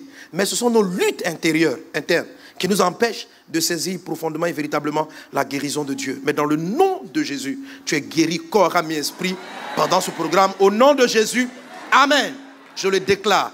Saisis ton miracle, saisis ton miracle, saisis ton miracle, saisis ton miracle, saisis ton miracle, saisis ton miracle, saisis ton miracle. Toute maladie s'éloigne de ton corps maintenant. Au nom de Jésus. Au nom de Jésus. Au nom de Jésus. Alléluia. Alléluia. Alors, juste une image qu'on va regarder pour... Voilà, la Bible dit corps, âme et esprit, comment les choses sont positionnées. On peut avoir... je vous ai donné une image de 3 personnages en noir, en rouge et en bleu. Est-ce qu'on peut avoir à l'écran? On dirait qu'ils ne l'ont pas positionné. Et ce n'est pas un texte, c'est une image. Bon, j'explique. C'est quoi la conscience? Dis avec moi ma conscience. Bon, voilà, vous l'avez à l'écran maintenant. Amen. Voilà. Le bleu, c'est l'esprit. Le rouge, c'est l'âme. Le noir, c'est ce que j'appelle le corps. Hein, la silhouette noire, le corps, la silhouette rouge, l'âme, la silhouette bleue, l'esprit. Ce n'est pas comme ça qu'elles sont positionnées hein, physiquement, mais c'est juste pour faire comprendre ce que je veux dire. C'est que le lien entre la chair, le corps physique et l'âme, c'est le sang. La Bible dit que l'âme est dans le sang. Amen. C'est le sang. Et le sang a pour moteur principal le cœur. Quand vous avez une douleur, qui a une maladie ou bien une douleur dans l'âme, si vous êtes attentif, vous allez sentir que même votre cœur le ressent. Quand par exemple, tu as eu une très vive, une très forte douleur émotionnelle, une trahison, il y a un effet direct sur ton cœur. Parce que le cœur est le moteur du sang. Et la Bible dit dans le livre de Lévitique 17 que l'âme est dans le sang. Amen. Personne n'a touché ton cœur. Mais tu apprends par exemple une nouvelle qui t'effraie, tu sens que le cœur réagit. Le cœur réagit. En fait, on n'a pas touché avec le doigt ton cœur. Pourquoi il réagit? La main ne peut pas trembler comme ça juste pour une information. Mais tu sens une partie de ton corps qui réagit. Parce que le cœur a le sang. Et dans le sang, il y a l'âme. Donc, une douleur, quelque chose qui apporte la joie ou qui apporte la tristesse ou qui fait peur, c'est quelque chose qui ne touche pas directement ton corps. C'est une parole avec des charges émotives qui vont jusqu'à ton âme. Et le sang étant la zone tampon entre le corps physique, parce que le sang est physique, et l'âme, qui est une chose immatérielle, amen, c'est le sang. Alléluia. La zone tampon de passage entre l'âme et notre esprit, la conscience. C'est notre conscience, ce que nous savons. Ce qui peut être souillé, ou bien qui peut être attaqué, quand on parle d'un esprit qui est malade, même quand on est chrétien, c'est notre conscience. Parce que notre conscience détient en elle certaines informations de l'âme. Elle a en même temps une partie de notre esprit, mais aussi en même temps une partie de notre âme. Quelqu'un est avec moi? C'est un peu le point de connexion. Alléluia. Alléluia. La Bible dit ceci, car la parole, Hébreux 4:12, car la parole de Dieu est vivante et tranchante, qu'une épée quelconque à 2 tranchants, pénétrante jusqu'à partager âme et esprit. C'est-à-dire l'âme et l'esprit ont des points de connexion. Jointure et moelle. Elle juge les sentiments et les pensées du cœur. Donc, même quand je nais de nouveau, Dieu, il y a un nouvel homme en moi qui va grandir, qui va devenir fort, qui va mûrir tout cela. Amen. Mais j'ai aussi ma conscience. La conscience, c'est ce que je sais. Ou ce que je pense savoir, ce que je sais de moi. Alléluia. Donc, concrètement, quelque chose. La Bible dit, tu es un champion. Tu as la victoire en Jésus. Mais pour que cette victoire-là soit acceptée dans ton âme, elle va transiter par ta conscience. Est-ce que tu en es conscient? Ta conscience peut rejeter cela. Ta conscience peut dire, non, je suis faible, je refuse cela. Ta conscience peut rejeter le miracle et la chose extraordinaire que Dieu a faite dans ton esprit. Dieu a acquis la guérison, mais ta conscience peut rejeter. Parce que dans ta conscience, dans l'âme, vous avez l'intelligence. Vous me suivez?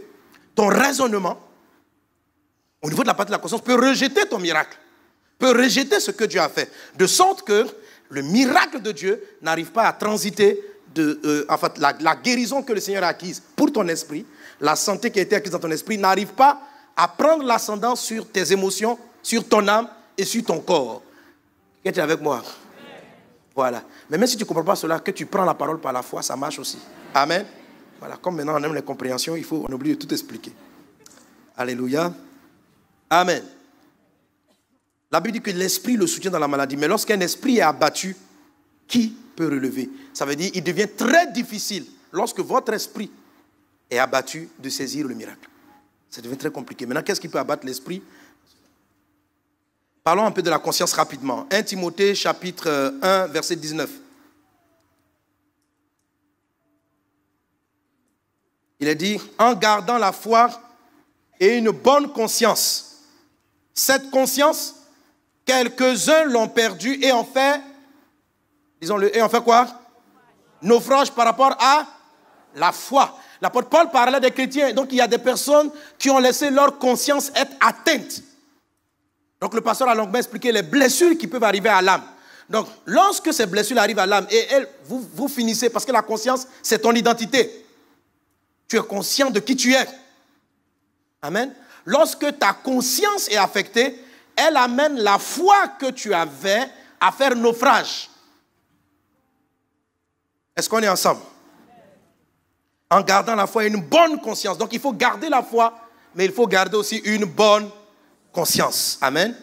Cette conscience, quelques-uns l'ont perdue et ils ont fait naufrage par rapport à la foi. Si la conscience est atteinte, elle affecte directement la foi et donc notre capacité à saisir et à prendre les choses que Dieu nous donne. Car sans la foi, il est impossible d'obtenir quoi que ce soit de Dieu. La Bible dit aussi que tout est possible à celui qui croit. La Bible dit que si tu dis à cette montagne, déplace-toi et que tu ne doutes pas dans ton cœur, si tu ne doutes pas dans ton cœur, ce que tu as dit va finir par arriver. La Bible dit que rien n'est impossible. Dis avec moi, rien.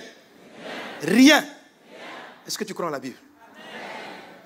Quand tu as la foi, tout est possible. Amen. Un pied tordu, je peux le redresser.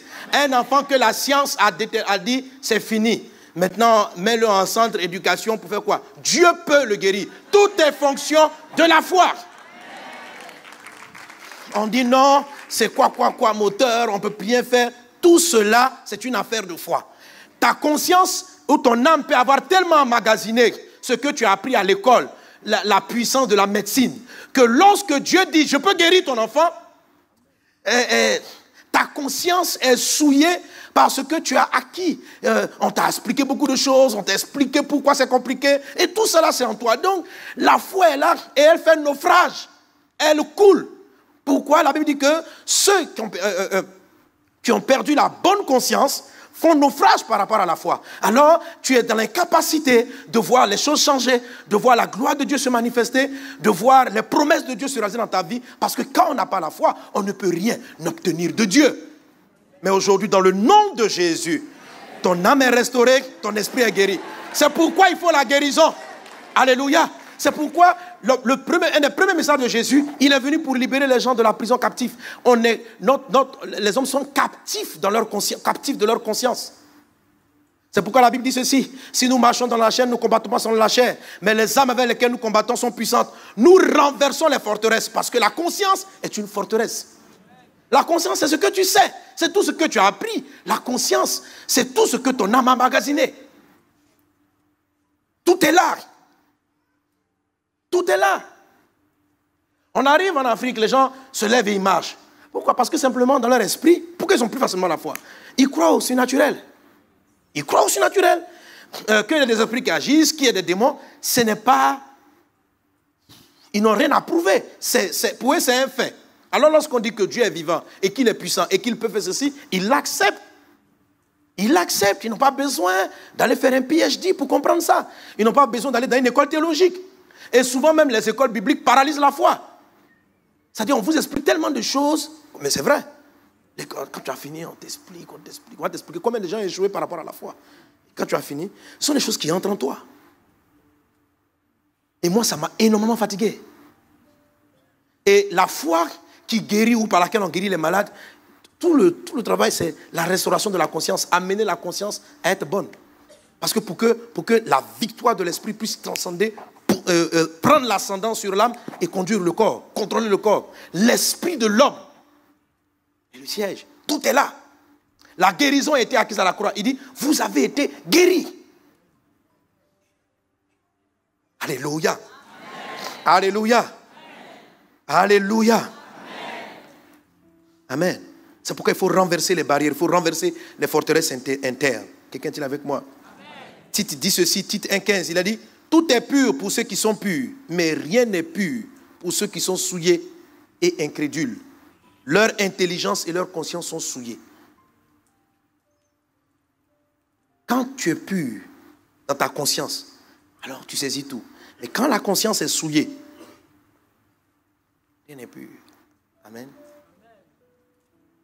Bon, la dernière fois, j'avais illustré cela. Demain, je vais le faire à cause du temps. Hein, avec les vases, la souillure, tout ça. Demain, je vais le faire. Donc, certains ont oublié et d'autres n'ont pas suivi. Bon, il faut refaire cela, c'est important. C'est comme ça que Dieu guérit. Quelqu'un est-il avec moi? Quelqu'un est-il avec moi? Donc, les différentes maladies de l'esprit commencent. La première chose, d'abord, il faut être né de nouveau pour être guéri même dans l'esprit. Quand la Bible dit, par ces meurtrissures, nous avons été guéris. Mais il faut d'abord croire en la puissance de la croix. Il faut donner ta vie à Jésus. Si tu crois dans le Seigneur Jésus, si tu crois dans ce que Jésus a fait, si tu lui donnes ta vie, tu es sauvé. Amen. C'est la première des choses. Lorsque tu as donné ta vie à Jésus, tu es devenu une nouvelle créature. Pas tu deviendras, tu es une nouvelle créature. Mais ton âme n'a pas changé. Amen. Donc ton sang reste pareil, l'âme est dans le sang, et ton corps n'a pas changé. L'esprit, il a changé. L'esprit, il est neuf. Mais il y a la partie de la conscience qui appartient aussi à l'âme, qui va quelque part affecter aussi ton esprit, ta manière de penser, ta manière de raisonner, ta manière de comprendre les choses. Elle peut donc se buter, elle peut buter à ce que Dieu déclare. Elle peut résister à ce que Dieu dit. Elle peut être sourde à ce que Dieu dit. Et c'est cette forteresse-là que par la puissance de Dieu, que par la parole de Dieu, ces forteresses-là qui seront brisées dans le nom de Jésus, afin que tu saisisses un miracle que tu n'as jamais pris pendant cette conférence, pendant ce séminaire, dans le nom de Jésus. Dans le nom de Jésus. Dans le nom de Jésus. Tout à l'heure, on va prier. Je veux que tu parles à certaines situations. Que tu saisisses par la foi. Déclare dans le nom de Jésus à certaines situations. Et les montagnes vont se déplacer, les choses vont changer. Alléluia. Alléluia. Amen. Alors, citons pêle-mêle quelques maladies de l'esprit. Et soyons guéris de cela dans le nom de Jésus. Dans le nom de Jésus. Une première maladie qui peut arriver donc, au niveau de l'esprit, qui paralyse encore ta vie, je vais parler de la cécité, l'aveuglement. La cécité spirituelle. Qui dans la vie pratique se traduit par un manque de discernement. Physiquement, lorsque mes yeux sont ouverts, je discerne les couleurs, je discerne les choses. Je sais où est la chaise, je sais où est l'obstacle, j'arrive à l'éviter. Les yeux nous donnent accès au discernement des choses. Ça veut dire à pouvoir identifier les choses qui sont autour de nous et à pouvoir agir en fonction. Si je veux aller dans cette direction, parce que je vois le piano qui est là, je vais le contourner. Si j'étais aveugle, si je ne voyais pas, je n'allais pas distinguer et je pouvais trébucher là-dessus. De même aussi dans le monde spirituel, il y a des choses que Dieu donne, il y a des choses, des réalités spirituelles. Il y a discerner par exemple une bonne ou une mauvaise relation. Avoir le discernement d'une bonne ou une mauvaise affaire, avoir le discernement du temps, sentir que ce n'est pas le temps de faire ceci ou c'est le temps de faire cela. Sentir que c'est à tel moment tu dois faire ceci, sentir que telle chose est bien, telle chose n'est pas bien. Tout ça s'appelle du discernement. Mais ce que je dis, ce ne sont plus des discernements physiques, ce sont des discernements spirituels. Amen. Il y a des chrétiens, malgré tout ce qu'ils entendent à l'église, ils n'arrivent pas à discerner les bonnes relations, le bon moment. Tout est toujours en désordre, ils se cognent, ils entreprennent, ils tombent. En fait, il y a une confusion dans leur capacité à discerner les choses. Écoute, ma soeur, mon frère, tu es aveugle. Tu es mal. Bon. Tu es guéri par Jésus. Mais il y a un problème au niveau de la conscience là. Il faut contraindre ça. Quelqu'un est-il avec moi? Quelqu'un est-il avec moi? Jésus te guérit dans le nom de Jésus. Tu es guéri dans le nom de Jésus. Amen.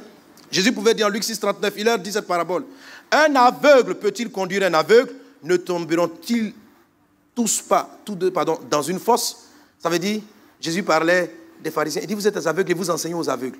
Mais vous allez tous tomber dans des fosses. De quelle fosse parlait-il? De l'échec des compréhensions, de ne rien comprendre de la parole de Dieu, ne rien saisir des choses de Dieu, ne pas savoir avancer dans la vie. Quand on te propose des affaires, laquelle est bonne, laquelle n'est pas bonne, l'esprit parle, l'esprit te montre cela. La Bible dit ceci, Dieu parle tantôt d'une façon, tantôt d'une autre. Quand nous sommes plongés dans notre sommeil, Dieu nous montre des choses. Mais si tu es aveugle, comment tu vas les voir? Dieu t'avertit quand un problème risque d'arriver à ton enfant. Dieu te le montre dans tes rêves. Oui, il te parle, mais tu ne vois pas. Cécité. Amen. Il ne faut pas amener à la cécité. Tu es guéri au nom de Jésus. Amen. Alléluia. qu'est-ce qui peut causer cette maladie? Il y a plusieurs sources de cette maladie. Et de la même manière que physiquement, il y a divers maux Dieu. Il y a la myopie, il y a quoi encore? Comment? Presbytie, il y a encore quoi? Glaucome, on peut être même carrément aveugle, etc. Donc il y a plusieurs sortes de maladies. La vision spirituelle, le discernement de l'esprit. Donc un esprit qui n'a pas de discernement est un esprit aveugle. Quand l'esprit n'arrive plus à distinguer les choses, c'est que quelque chose l'aveugle. Votre esprit a été régénéré, mais il n'arrive pas à vous communiquer. À vous, par exemple, la perte de vision. Tu ne sais pas où tu vas dans la vie. C'est un aveuglement. Tu ne sais pas où tu vas. Tu ne sais pas où tu vas. Tu avances au gré des circonstances. Tu es aveugle. Si tu es malade, Jésus est venu pour te guérir. Par ses meurtrissures, tu es guéri aussi. Il ne faut pas voir seulement les mots physiques. Amen. Amen. Les mots Dieu, là je ne suis pas dans les yeux physiques, hein. Donc, mais les mots Dieu peuvent être causés, certaines causes. L'attitude que tu as vis-à-vis de tes sources d'origine. Je ne vais pas développer cela en détail parce que c'est un enseignement qu'on nous a donné souvent. Et puis on a beaucoup de choses à dire par la grâce de Dieu avant de prier. Amen.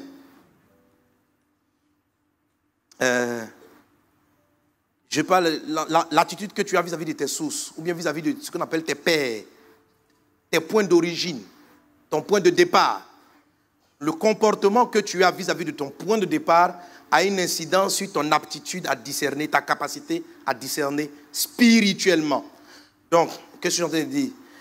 Si tu te comportes mal avec une source, ça veut dire un point d'origine dans ta vie, par rapport à ce domaine spécifique, tu peux perdre la vue. Amen, amen. La Bible dit ceci. Proverbe chapitre 30, verset 17. L'œil qui se moque d'un père et qui dédaigne l'obéissance envers une mère. Attends, lisons-le ensemble, 1, 2, 3. L'œil qui se moque d'un père et qui dédaigne l'obéissance envers une mère, les corbeaux du torrent le perceront et les petits de l'aigle le mangeront. La Bible dit qu'on casse spirituellement, il ne s'agit pas ici des yeux physiques. Si tu dis du mal de ton papa ou de ta maman, comme le dit le texte, tes yeux physiques ne vont pas se casser. On parle des yeux spirituels. Lorsqu'un enfant se moque de son père ou de sa mère, ou les critique, ou dit du mal d'eux, il tue son discernement spirituel. Il devient aveugle. Alléluia. Amen. Tu es guéri dans le nom de Jésus. Amen. Proverbe chapitre 20, verset 20. Si quelqu'un maudit son père ou sa mère, sa lampe s'éteindra au milieu des ténèbres. Maudit, ça veut dire du mal. Alors on a son habitude de dire donc, la solution, la Bible dit, honore ton père et ta mère. Mais en fait, honore toutes tes sources. Honore toutes tes sources. Si c'est un professeur qui t'a enseigné, qui t'a donné telle connaissance, quand tu le rencontres, honore-le. Il est la source de la connaissance que tu as acquise. Honore toutes tes sources. Honore toutes tes sources. Toute personne qui a été pour toi une source de bénédiction dans ce domaine, ne la critique pas. Bénis-la dans le nom de Jésus. Honore-la. Même si elle se comporte mal, même si elle a des attitudes, honore la faveur que Dieu a déposée un temps donné dans sa vie. Quelqu'un est-il avec moi? Quelqu'un est-il avec moi? Et j'aimerais dire ceci, je fais une parenthèse. Ça, c'est pour ceux qui veulent manifester l'onction. Si vous voulez manifester l'onction, dans une certaine dimension, ne vous moquez jamais, ne critiquez jamais quelqu'un qui fonctionne dans cette onction, même si son attitude n'est pas bonne. Et je suis en train de dire, j'arrive, tu vois quelqu'un, tu veux avoir le don de miracle et le don de guérison. Et tu vas voir à la télé ou dans les trucs qu'il y a quelqu'un qui a l'onction de guérison. Lorsqu'il prie, les aveugles voient, les sourds entendent. Mais tu entends aussi par là que il a des problèmes, il a divorcé, il est remarié, il a fait tout ça. D'accord. Tu apprécies la façon dont Dieu l'utilise. Mais quand tu regardes sa vie, je te dis un secret. Ne dis rien. Quand on te parle de lui, change de sujet. Toi, tu ne vas pas faire ce qu'il a fait. Mais n'entre pas dans les causeries pour tout critiquer. Vous savez, c'est pourquoi, vous savez, c'est une raison pour laquelle, oh, pas Dieu, la France va changer. Mais ici, oh, les gens parlent de tout. Beaucoup d'églises ne peuvent pas croître. Pas parce que il y a des pasteurs qui souhaitent avoir une église qui progresse. Dieu est en train d'accorder à un homme de Dieu la croissance. Si vous le critiquez, ça veut dire dans le pays, dans le territoire donné, il devient une source. Si vous le critiquez, oh, il fait ceci, s'il a grandi, c'est à cause de cela, vous-même, vous vous fermez à l'onction de croissance. David dit ceci, je ne porterai pas la main contre loin de l'Éternel. Quand David a dit ça, Saül avait de mauvaises attitudes. Mais le simple fait que l'onction de Dieu ait été une fois sur sa vie, il dit, je n'ai pas le droit de porter la main. Ne touchez jamais quelqu'un que Dieu a oint. Une fois que Dieu a oint une personne, ne portez pas la main sur elle, ne parlez pas, ne la critiquez pas. Cette personne-là devient une source, elle est peut-être une source d'inspiration. Donc, si tu veux que... Il y a des gens qui sont là, qui pensent, on va dire, parlons par exemple un homme de Dieu comme Béni, les gens vont l'attaquer, tu vas rentrer là-dessus, sur Internet, aussi donner ton avis. Est-ce que tu sais que si même Dieu veut t'utiliser, la façon dont Dieu l'utilise, tu ne seras plus jamais utilisé comme ça. Ça veut dire que tu vas prier et les gens vont être remplis du Saint-Esprit, inondés. Ça ne peut plus arriver à toi parce que tu as critiqué ce type d'onction. Ça peut pas, tu ne peux pas recevoir cette onction. Elle ne peut pas venir dans ta vie. Il faut faire très attention à l'onction. Il faut faire très attention. Quelqu'un est-il avec moi? Amen. Si un policier se comporte mal, c'est à l'État de le juger. Parce qu'il porte un revêtement. Lorsqu'il a le revêtement, si tu agresses le policier, parce que tu estimes qu'il t'a mal verbalisé, toi, on va te punir. Tu n'as pas le droit de te faire justice. Contre, même un vrai policier. Il vient, tu as passé au vert et puis il ment, il dit tu as passé au rouge. Tu ne peux pas lui porter main en disant, voilà, j'ai la preuve.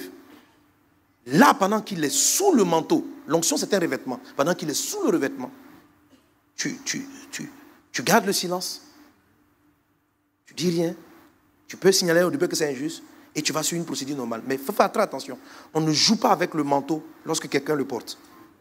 Amen. Tu attaques la personne qui transporte un manteau, tu attaques directement Dieu. Et tu seras puni pour ça. David dit, je ne porterai pas la main sur quelqu'un que Dieu a oint. Quelqu'un est avec moi? Est-ce qu'on est ensemble? Amen. Donne un bon amen à Jésus. Amen. Donc une des causes de l'aveuglement spirituel, c'est l'attitude que tu as vis-à-vis de tes sources biologiques, les sources qui ont inspiré tes lectures, qui ont inspiré ta connaissance, toutes ces choses-là. Ce sont des pères pour toi dans un domaine donné. S'ils se comportent mal, c'est à Dieu de les juger. Toi, avance vers ce à quoi tu veux. Honore ce qu'ils ont pu être à un moment donné dans ta vie pour toi. La Bible dit, honore ton père et ta mère. Quelqu'un est-il avec moi? Amen. Quelqu'un est-il avec moi? Amen. Si tu fais cela, ton discernement spirituel, tes yeux vont être guéris, spirituellement parlant. Tu vas manifester la guérison dans le nom de Jésus. Amen. Alléluia. Il y a encore d'autres causes pour la cécité spirituelle.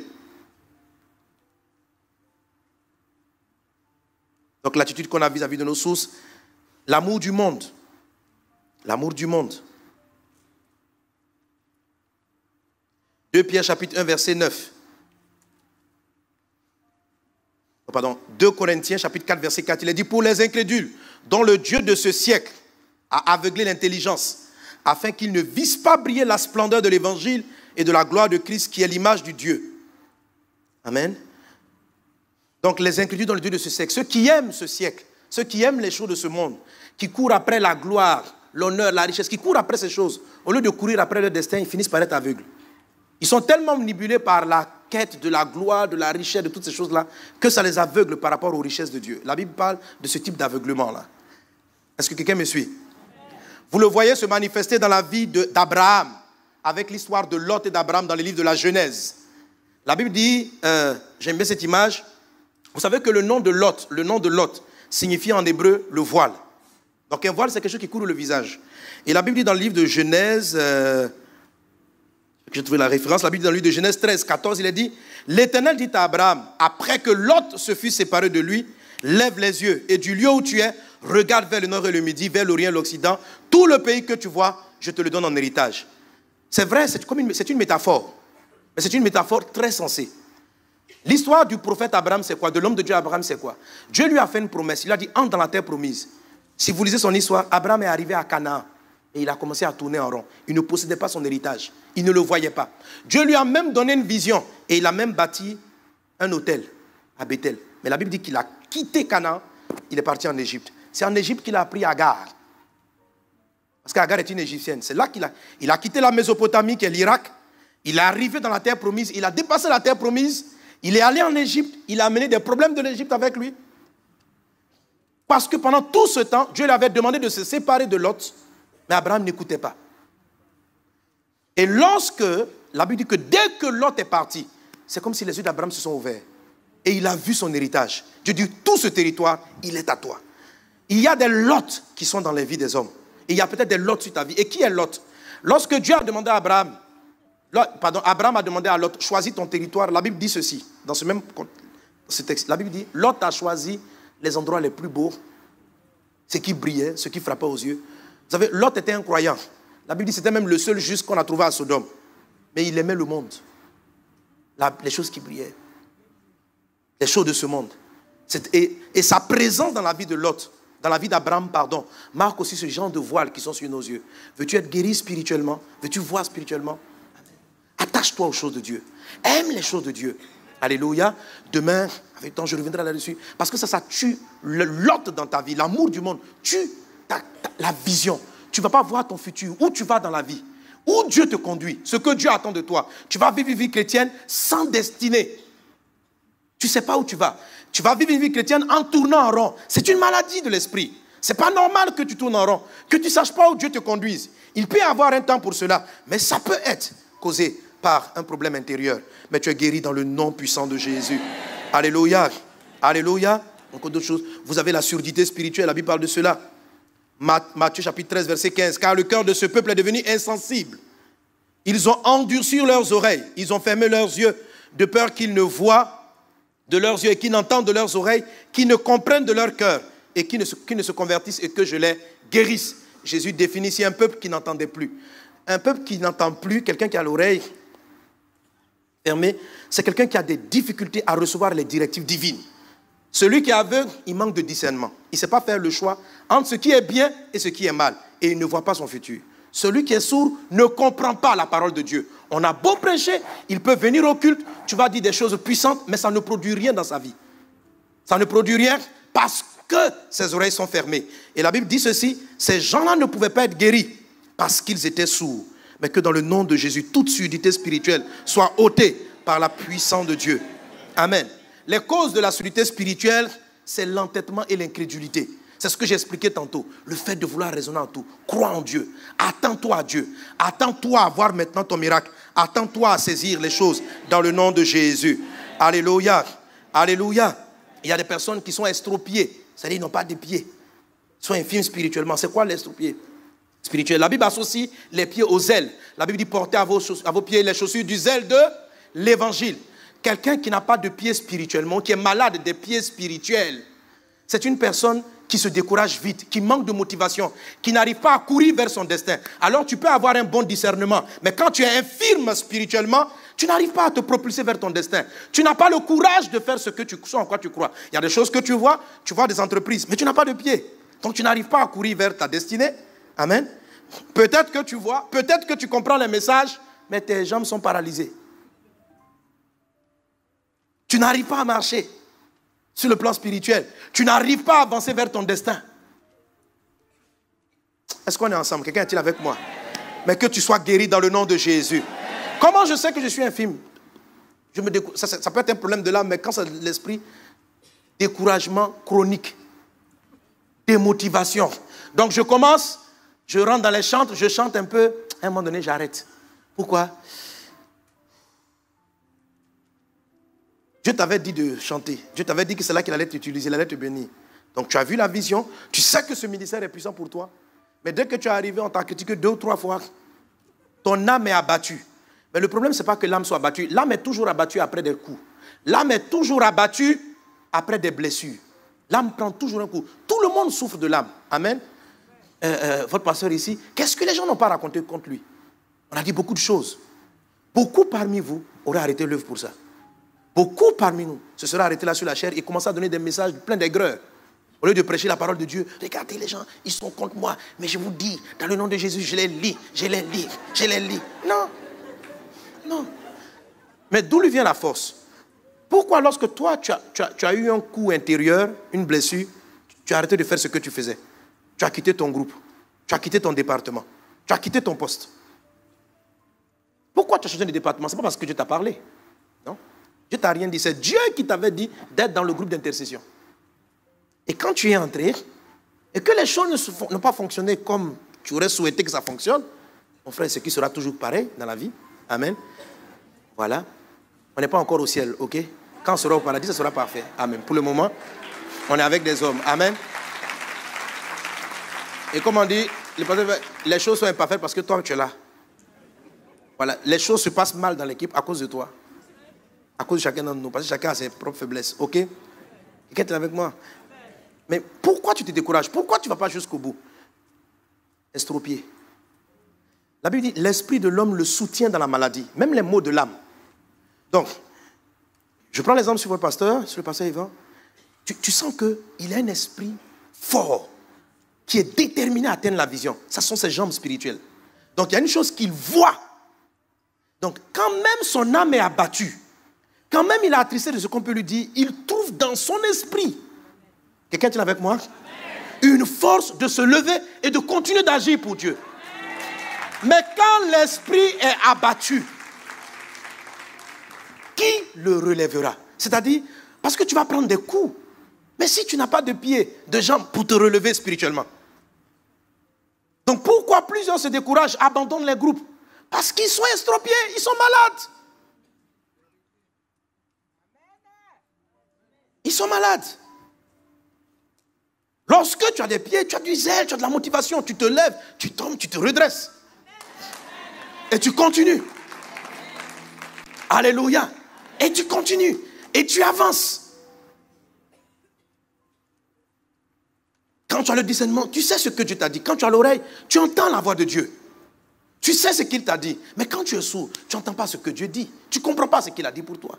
Mais dans le nom de Jésus, que tes oreilles spirituelles s'ouvrent. Dans le nom de Jésus-Christ de Nazareth. Pour qu'elles s'ouvrent, ne soient pas entêtées. Ce qui rend sourd, c'est l'entêtement et l'incrédulité. Ce qui rend aveugle, c'est l'amour du monde. J'ai encore d'autres choses que je n'ai pas citées. L'amour du monde, la haine rend aveugle. La haine. La Bible dit que celui qui déteste son frère est aveugle. Celui qui a de la haine contre son frère est aveugle. La haine. Parce que quand tu ne pardonnes pas, ça ferme ta vision spirituelle. Physiquement, tu vois, mais si physiquement, tu vois qu'en esprit, tu ne vois plus, tout est paralysé. Et quand l'esprit est affecté, quand le miracle arrive, c'est très compliqué. Parce que l'oreille n'est pas disposée. L'oreille est remplie de l'incrédulité due à tout ce que tu as pu apprendre. Lorsqu'on te dit, maintenant Jésus va ouvrir les yeux, tu as des difficultés à comprendre, à croire. Et le miracle n'arrive pas à toi. Ta conscience qui a acquis toutes ces choses n'arrive pas à laisser passer la foi. La main spirituelle, pour ceux qui sont des manchots, la main c'est ce qui permet de saisir. Tout à l'heure avec Marc Olivier, il n'a pas... La main spirituelle, c'est ce qui permet de posséder ce que Dieu te donne. Quand tu peux voir ce que Dieu te donne, tu peux comprendre. Waouh, waouh, on a prêché l'immunisation divine. Waouh, alléluia. Tu parles, tu pleures quand la prédication arrive. Mais tu ne saisis pas. C'est comme si tes dents étaient coupées. La chose vient et puis ça glisse. Donc tu prends des choses à l'église, tu es béni dans la parole, tu as compris le message, donc tu n'es pas sourd, tu vois ce dont il parlait, tu n'es pas aveugle, mais tu n'arrives pas à saisir. Tu ne touches pas les choses de Dieu. Que tes mains spirituelles soient guéries dans le nom de Jésus. Dans le nom de Jésus. Alors, quand Paul regarde l'aveugle et il dit, il a vu qu'il avait la foi pour être guéri, ce monsieur avait une vision. Tous les éléments de l'esprit parlent de la foi. Ce sont des aspects de la foi. Tout ce que je viens de dire, ça parle de la foi. La foi. La foi. Ce sont des aspects de la foi. Quand la Bible parle de espérant contre toute espérance, c'est la détermination des gens. Tu trébuches, tu te lèves. C'est la foi. Amen. La vision, c'est la foi. La Bible dit la foi, c'est la ferme assurance des choses qu'on espère. La foi est basée sur la vision. Tu vois ton futur et tu sais que tu cours vers quelque chose. Quand tu n'as pas ça, même tes jambes ne savent pas où elles vont t'amener. Tu es quelqu'un de courageux, tu as des jambes spirituelles, mais tu cours pour aller où? La foi fait ça. La foi. Quel était le cas de ce paralytique qui était là? Quand Pierre a vu, qu'est-ce que Pierre a vu? Je te finis avec ça, on va prier. Qu'est-ce qu'il a vu dans les yeux du monsieur? La foi. C'est quoi il a vu dans la foi? C'est quoi la différence entre un paralytique qui va se lever pour marcher et un paralytique qui ne va pas marcher? Regarde, la Bible définit la foi ici. La foi, c'est la ferme assurance des choses qu'on... La démonstration de ce qu'on ne voit pas. Amen. La foi, je l'enseigne il y a un bon moment, ici, est basée sur 5 éléments. L'espérance. La foi, c'est la ferme assurance des choses qu'on espère. C'est-à-dire, il n'y a pas de foi sans espoir. Et le mot espérance traduit le rêve.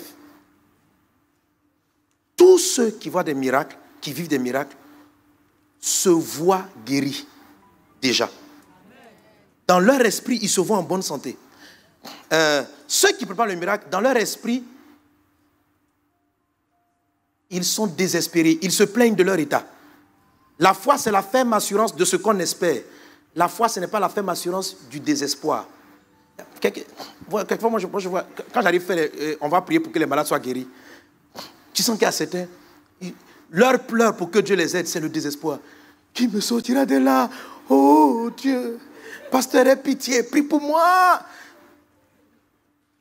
Tu ne vois pas dans leurs yeux le rêve. Regardez Bartimée. Vous savez, quand Bartimée a vu Jésus, c'est quoi la foi? Ça veut dire que ce monsieur, ces deux infirmes, Bartimée était aveugle, l'autre était paralytique du pied. Je crois que lorsqu'il se couchait, dans son esprit, il se voyait marcher sur les deux jambes. La foi commence par le rêve. Si tu n'arrives pas à visualiser, à voir ce que tu veux être ou ce que tu vas être, ton espérance, que ce que tu vois, c'est plutôt ce qui te décourage, le désespoir, c'est ce que tu es en train de dire, c'est ce que tu vas obtenir. La Bible dit de toi que tu es aveugle. Est-ce qu'on est ensemble? Est-ce qu'on est ensemble? Est-ce qu'on est ensemble? Ok. Je sais que tu as un enfant qui est mal portant, qui ne va pas bien. Est-ce que tu le vois bien portant dans ton esprit? Quand tu te couches, est-ce que tu le vois bien portant? Est-ce que tu rêves toujours qu'il est bien? Est-ce que tu t'es déjà rêvé, tu as déjà rêvé à toi sans ce malaise que tu as là? Est-ce que quand tu vois, tu te vois avec des lunettes, quand tu t'imagines dans ton esprit, tu te vois avec des lunettes ou sans lunettes? Amen. Tout le monde veut être guéri. Mais tout le monde n'a pas l'espérance. Tout le monde ne se voit pas guéri. Ne se voit pas guéri. Tu veux un miracle, commence à te voir. Demain, on va prier. Mais commence à te voir. Vois ce que tu veux, vois. La foi, c'est la ferme assurance de ce qu'on espère. C'est quoi l'espérance? L'espérance, ce n'est qu'une vision du futur. Amen. C'est une vision favorable du futur. Donc, si j'enlève l'espérance dans la foi, il n'y a plus de foi. Qu'est-ce que Paul a vu sur ce paralytique? Il a vu que ce gars espérait. Parce que le monsieur n'a rien fait, il n'a rien dit. Tu sentais dans ses regards qu'il avait de l'espoir. J'ai été bloqué devant des cas de maladie. Et je suis arrivé, j'ai dit, il y a plusieurs cas. Chaque fois que j'échoue devant un cas de maladie, je vais prier pour savoir pourquoi. Dernièrement, il y a quelqu'un qui est décédé. Je voulais aller prier pour sa résurrection. Dieu m'a dit, pour le moment, l'opération, il y a diversité d'opérations par le même esprit. Pour le moment, l'onction dans ta vie n'opère pas dans ce domaine. Donc, si l'onction n'opère pas dans ce domaine, si tu pars, c'est pas qu'il peut, il peut ressusciter. Mais dans ces cas-là, tu vas vraiment faire recours à la grâce de Dieu. C'est vraiment la grâce. Il faut beaucoup prier. Mais quand tu as l'onction, c'est beaucoup plus facile. Tu parles et puis ça... Voilà, parce que c'est ton domaine. Amen. J'expliquerai cela. Donc, il me dit, l'onction ne peut pas faire ça. Donc, si tu veux, il faut beaucoup prier. J'ai dit, mais Seigneur, est-ce que cette jeune fille, elle est décédée comme ça, est-ce que c'est normal? Dieu m'a dit, ce n'est pas ma volonté. J'ai dit, mais pourquoi elle est partie? Il dit, Satan tue. La Bible dit que Satan était meurtrier. Satan tue. Il tue les gens avant le temps. Donc, Seigneur, tu veux que les gens soient guéris? Il dit, je ne veux. Jamais je n'ai accepté une maladie. Mais le problème, c'est la foi. Si les gens saisissent la foi, ils seront tous guéris. Il n'y aura pas de malade dans la maison de Dieu. Je dis, c'est possible. Il dit, mais si tu crois, tout est possible. Ne crée aucun blocage par ta conscience. Amen. Maintenant, il y a l'onction qui va opérer, mais il y a la foi de ceux qui saisissent. Et je vous dis que là, dans ce lieu, jusqu'à ce qu'on finisse, il y a une faveur pour la guérison, quel que soit le mal. Nous allons nous tenir debout.